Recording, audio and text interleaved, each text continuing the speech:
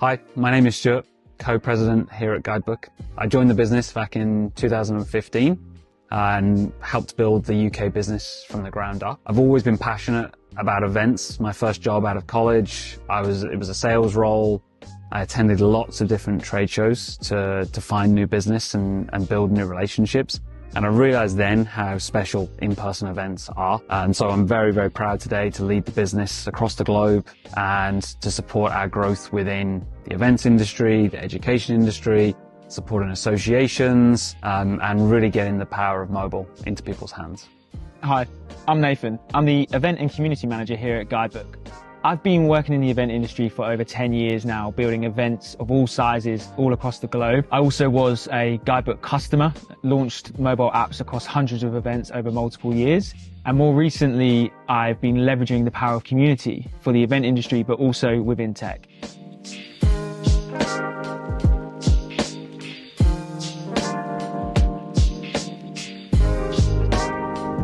As a community manager here at Guidebook, I spend a lot of time speaking with customers, and one thing I hear and talk to them about is their anxieties around adoption, something that I've also felt as a customer before. How has Guidebook approached app adoption? From day one, we've been, design led, right? Design first. That's always been our mentality. We know that if a product is simple to use and enjoyable to use, people will do it. So that kind of design-led philosophy has really dictated every decision that we've ever made with the products, with our whole kind of strategies and approaches to this challenge. We feel very, very confident that if someone is told to download an app, it's very clear what they need to do. Scan this QR code, download the app. Click this link, download the app. If it's incredibly simple, seamless, enjoyable, people will do it. They definitely will. But if there's obstacles, if there's just bad design, it's ugly, it's slow, it's complicated, you're going to lose a lot of people. You think about, I'm sure there's lots of technologies, lots of softwares that you've been asked to use. And if the first 30 seconds is painful, the load time is really long, the steps aren't clear, your goodwill just evaporates, right? Having our expectations are incredibly high. And so we've always focused on how do we make those first 30 seconds just as simple as possible. And then hopefully once they're in the products, they'll continue to enjoy that design-led approach. But once if they were in a kind of seamless way, you've got that goodwill that you can continue to build on, but you don't start with it. So I think that's probably the biggest thing. Really kind of first impressions count, and we have to serve that. We also have fantastic account managers and client success managers. We give a lot of advice on when to publish and how to share this, how to make this simple. But those two things for us are the big focus. Obviously, you were a Guidebook customer. You've promoted hundreds of apps over the years. What was your experience and what advice do you have?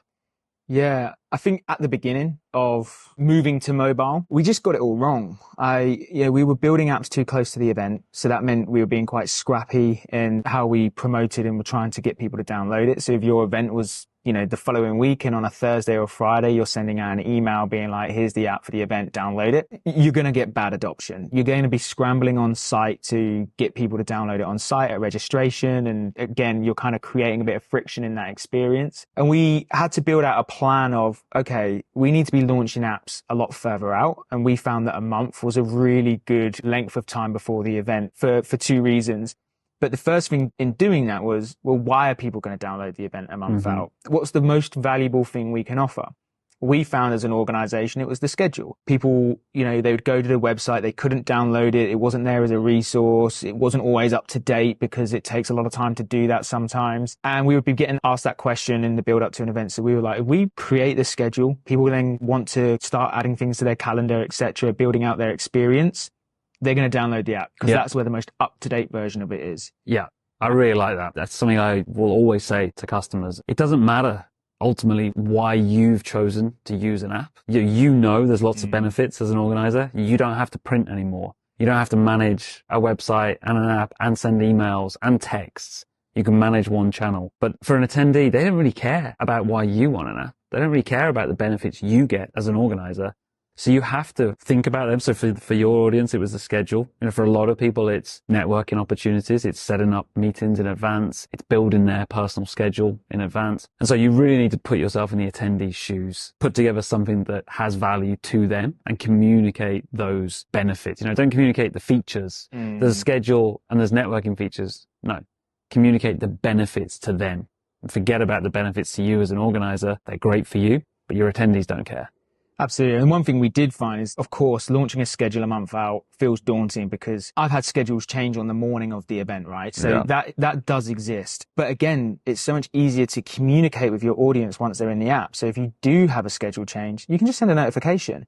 You don't have to worry about sending emails or updating the website, etc. You have them there in that one place. But also what we then started to see was, well, once we've got them in there and we've incentivized them to come in, actually you can have a much bigger impact on the pre-event stage and create offerings through the app, whether that be networking or other components of the event that, aren't maybe the main drivers. And we talk a lot about pre, during and post-event now and how you have to interact with your audience. Well, if you can get them all into the app, you can create a much more valuable experience, which is only going to benefit you. And one thing on that, I'm always interested in, what Guidebook is doing. And that's kind of where we started this conversation. And I think, at the beginning of this year, you spoke to the company around Guidebook's North Star metric. Can you talk a little bit about what that entailed? Yeah. So, I suppose for context, a North Star metric is really about, what is the thing that delivers value to your customers? And if you measure that and if you increase that, you will have a strong business that is growing, right? For Amazon, their North Star metric is the number of repeat purchases. That's where they feel like they're delivering value. For Uber, it's the numbers of trips completed. That's where they feel like they're delivering value.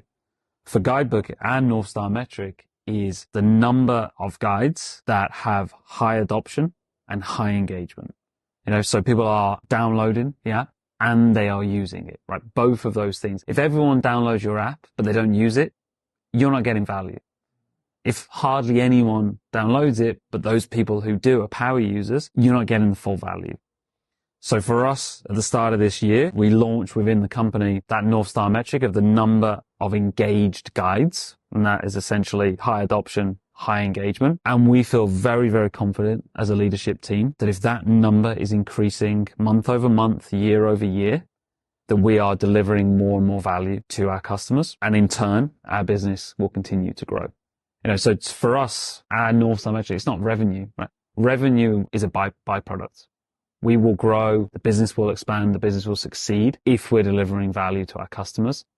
And so now when we're working on product initiatives, when we're working on sales and marketing strategies, when we're looking at community programs, we're looking through the lens of, can this increase our North Star metric? And I'm really, really excited to be doing that. Because I think it's something that our customers won't realize is happening, but they'll feel the benefit of.